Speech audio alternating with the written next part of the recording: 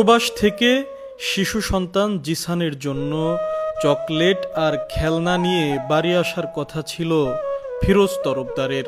ফিরোজ বাড়ি এলেন ঠিকই, তবে নিঃস্ব হাতে, কফিনবন্দি হয়ে।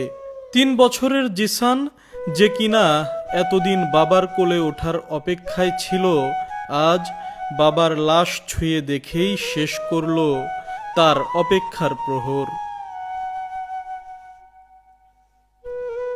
জীবিকার তাগিদে পরিবারের মুখে হাসি ফোটাতে মাত্র 3 মাস আগে সৌদি আরবে পাড়ি জমিয়েছিলেন ফিরোজ তরফদার।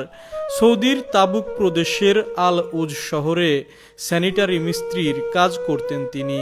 গত 18 অক্টোবর স্থানীয় সময় বিকেল 4টার দিকে ওয়াশরুমে গিজার স্থাপনের কাজ করছিলেন ফিরোজ। হঠাৎই বৈদ্যুতিক শকের ঝলকানিতে এক মুহূর্তেই নিভে যায় তার প্রাণ। প্রায় 3 সপ্তাহ পর শুক্রবার সকালে তার মরদেহ গ্রামের বাড়িতে এলে মা পিয়ারা বেগম আর স্ত্রী জুথিয়া আক্তারের কান্না আর আহাজারিতে কেঁপে ওঠে পুরো এলাকা। আর ছোট্ট জিসানের নিষ্পাপ চোখের জল যেন প্রশ্ন ছুড়ে দেয়, আমার বাবাকে কে ফিরিয়ে দেবে?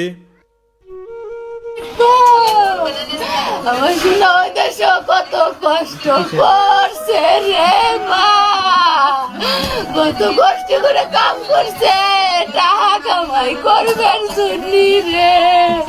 তুমি আমার শুনে রে আমার কাছে এনে দাও রে, আমার তো শান্তি লাগে না। দেহ তো আমার শৈলা ফিরে যাইতেছে রে মা। আরে দেহ শৈলা যাই রে বাবা, আমারে কে আমায় তুই গেল রে।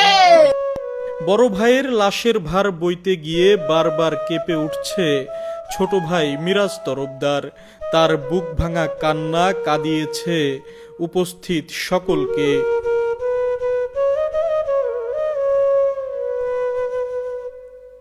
শুক্রবার জুম্মাবাদ নামাজে জানাজা শেষে ফিরোজকে স্থানীয় কবরস্থানে দাফন করা হয়। শেষ হয় এক রেমিট্যান্স যোদ্ধার সংগ্রামী জীবনের অধ্যায়।